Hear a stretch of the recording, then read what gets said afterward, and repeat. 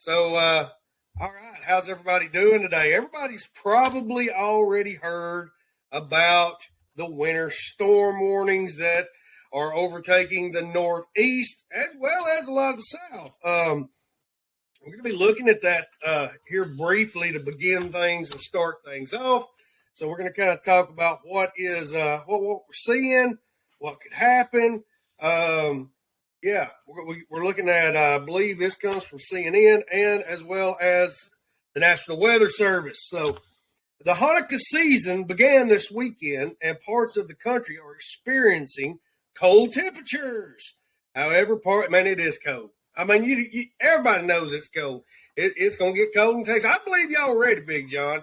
Y'all welcome in my friend, Big John, my friend and moderator, Big John. Give him a follow. He's got a great content roster. Go give him a follow. Big John was probably seen a lot of crazy things in the big freeze in Texas. He's seen it shutting down grids. He's seen people completely unprepared. So, yeah, he's probably got some stories to tell, but I believe Big John's a prepared man. And want me to pin my goal. So we're going to pin my goal up there on TikTok. So if you want to donate, hey, if you want to give, if you want to help us fund this, hey, we're taking star donations on Facebook. We're taking we got a live go here on TikTok. But anyways, getting back to this winter storm, and it says how parts of central and eastern U.S. have not seen anything yet. We're less than a week out from Christmas Day, and many kids are anticipating the arrival of a visitor from the extreme Arctic region, aka the North Pole. There is something other than Santa coming from the Arctic this Christmas, too, possibly some of the coldest there in several years. So basically, we're going to have a nor'easter. We're having a big Arctic front moving in. And this is the National Weather Service. It says National Weather Service and other meteorologists are sounding the alarms now. They're telling you, get ready, folks. This might be a big one. You might want to be ready. So the NWS Weather Prediction Center tweeted the graphic above with the warning. And they tweeted it. You remember when we were kids, we had to watch the local news to get our weather. Then they came out with the all weather all day channel, Weather Channel. Now I just tweet this stuff out. It's crazy how technology comes along. But they're warning of a frigid Arctic air mass, which will plunge southward throughout this week, bringing dangerously cold temps and wind chills across the central and eastern U.S. As you finish your holiday shopping, take action to protect yourself from the cold. From the maps, you can go on to you can go to the weatherchannel.com, and they got the maps up that they're talking about here. It says from the map, you can see that high temperatures on Christmas Eve will be 10 to 30 degrees below climatological. Say that 10 times fast. Climatological expectations for that date. So it's getting cold, folks, a lot earlier than they're expecting. Here in Atlanta, the high temperature may not go above freezing. May not go above the freezing mark in Atlanta, which is great because I'm near Atlanta. I'm 2 hours from Atlanta, so hopefully we'll get some of them frigid temperatures, and we won't have humidity during Christmas. I hate it when we have humidity during Christmas. 1993 again. Ron Strickland's bringing that up. If you lived in the South during 93, you know what he's talking about. And I'm going to tell you right now, if you live in the South, get to your local grocery store now to buy your bread and milk, because it's going to be gone if the snow starts falling. Everybody in the South buys bread and milk. They go to the store, they literally wipe it out of bread and milk. Now, I've talked to people in North Carolina. They do it there. I don't know if they do it in Texas. They probably will begin. Why? Because if you can't cook, you don't got electricity to cook, and you work to one of those that plan to heat. How you doing, Nowhere Ranch? He might know a little bit about this. But, yeah, if you don't got no fuel to heat with, or tea lights, or whatever people have had to use over the years. Yeah, you just eat cereal for breakfast and sandwich for lunch and dinner. That's the mentality there. People will literally wipe out the cooler section of milk. They'll literally wipe out the bread aisle, and they'll forget the sandwich meat and the cereal, because you go in them aisles and it's just packed. they didn't go there. It's like everybody, hey, did you get your bread and milk? Did you get your bread and milk? Kate 47, good to see you. We got a couple of our good friends in here today.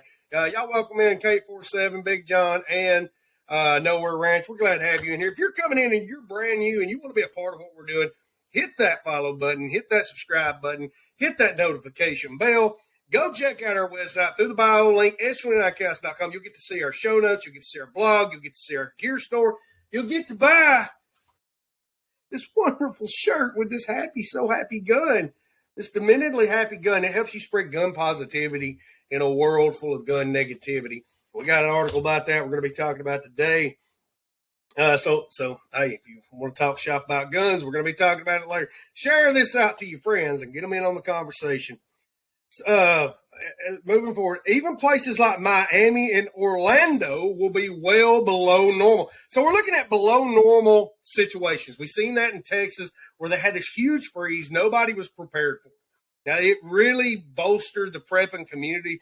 I seen folks like Texas Prepper Mom pop up, and she is just went full force at it, educating people on preparedness, putting up food, being ready for power outages, because Texas suffered some very rough power outages. You're dealing with freezing weather you're not used to. I believe there were people that froze to death in their homes. You're dealing with the whole grid shutting down. You're dealing with they have a lot of green wind and solar energy there, and so they were dealing with roving blackouts for a long time. I'd say a month.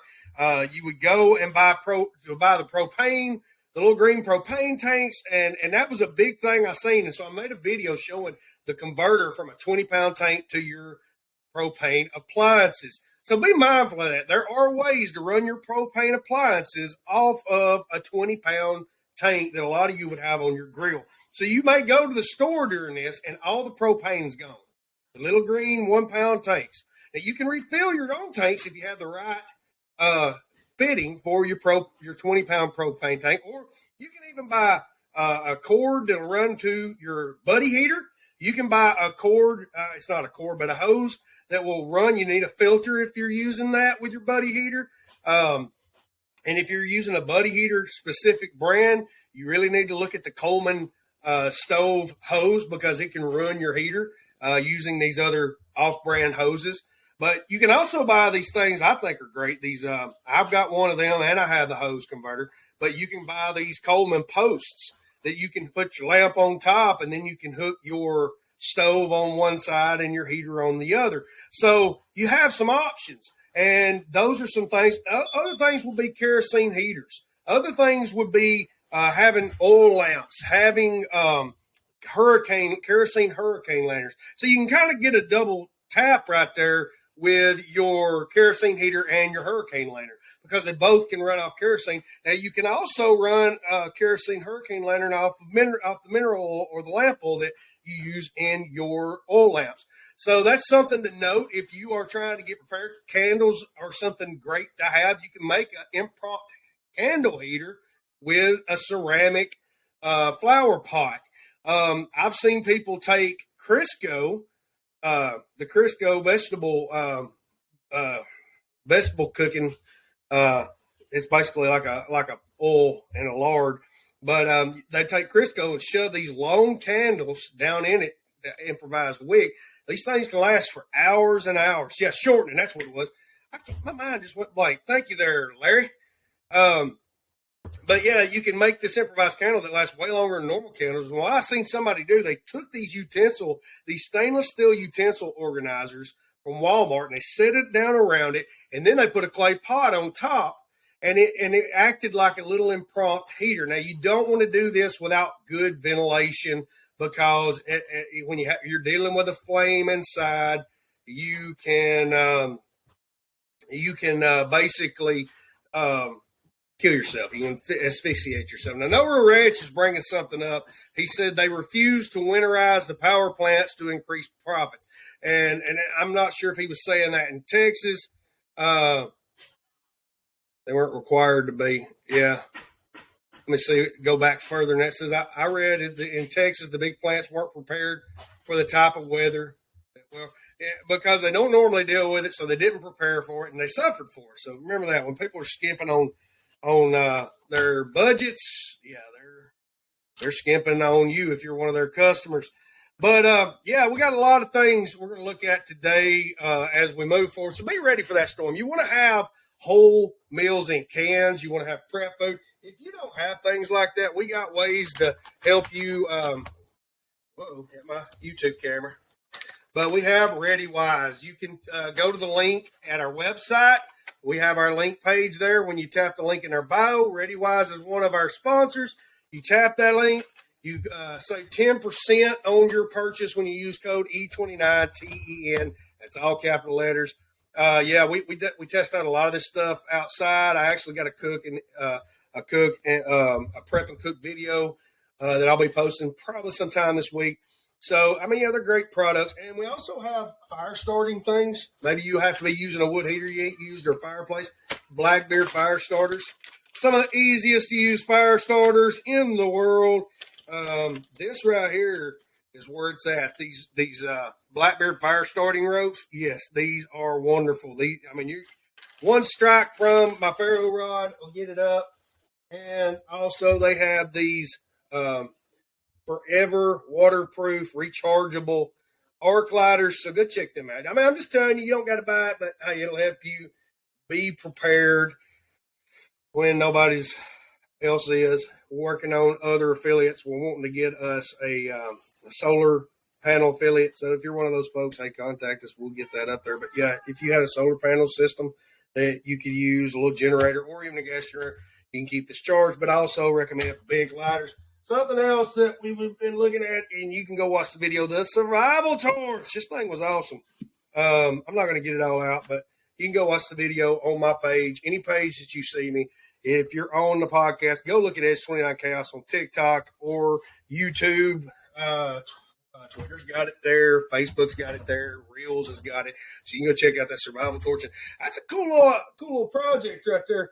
We got another video coming up. This little box, I got it in my backpack when I was going down to the railroad bridge, but we got a video coming up where we're using this water purification bottle. So be watching for that. But yeah, you want to have some stuff put up. You want to have water put up because in case your pipes freeze and you're not able to get out there in that weather and fix those pipes.